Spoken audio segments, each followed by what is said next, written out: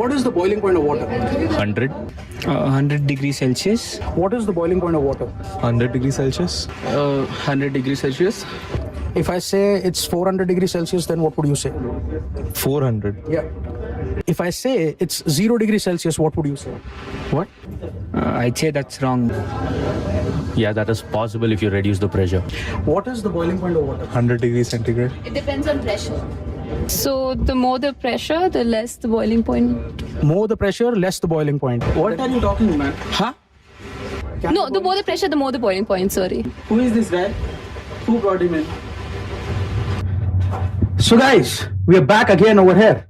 Now what I'll tell you, we just saw how many people perceive the concept of boiling point.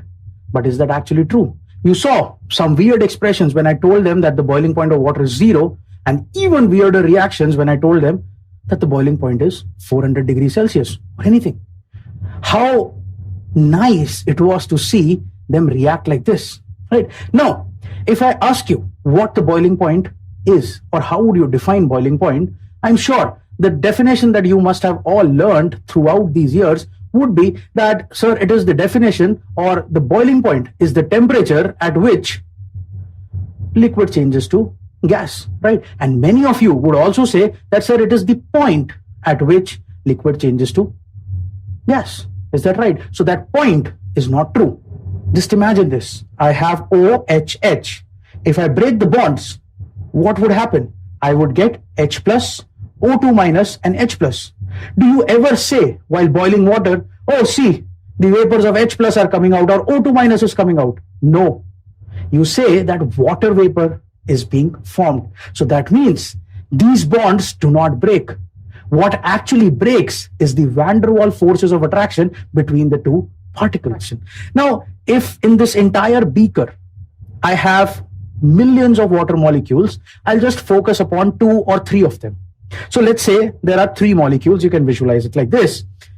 Now, between this water molecule and this water molecule, I would have some intermolecular forces of attraction, which is called as the van der Waals forces of attraction. And similarly, between these two also, I would be having the van der Waals forces of attraction. So what will happen? Now, when I start heating, that heat that I'm giving is getting utilized to break these van der Waals forces of attraction. And when these van der Waals forces of attraction break, the liquid changes to vapor. And that is where it starts boiling, right? So it is actually the van der Waals forces of attraction which break and not the covalent bond.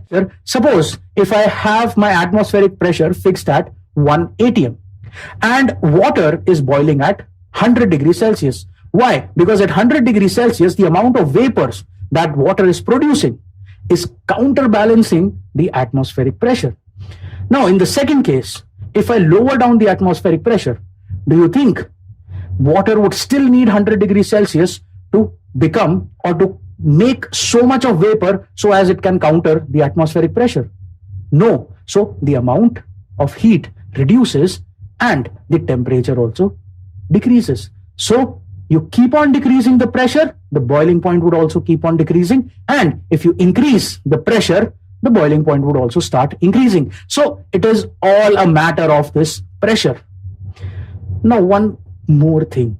I told people, or I was asking people, that what is the lowest boiling point, or what is the lowest temperature at which water can boil? What would you say? Now, I'll take one example or one equation, which is the ideal gas equation, which you will study in the next chapter, which is thermodynamics. But over here, if you just understand this part, that there is an equation called as PV is equal to nRT, where P is the pressure, V is the volume, N is the number of moles of the gas, R is the universal gas constant, and T is the temperature in Kelvin scale. Now, suppose if I have pressure as 0, right? So if the pressure is 0 over here, this side becomes 0. If whatever be the number of moles of N or R, whatever be the value, what should be the temperature? The temperature would come out to be 0 Kelvin. So the lowest boiling point that you can have is 0 Kelvin. But hypothetically, 0 Kelvin is there, but in the actual world, 0 Kelvin does not exist. But you should not confuse. You can boil water even at minus 10 degrees Celsius, minus 20 degrees Celsius, but that is all depending on the pressure conditions. So the pressure is the major factor in understanding what boiling point is.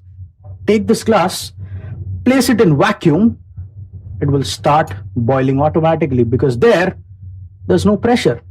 So vapor pressure would be automatically getting equal to the atmospheric pressure and the water boils.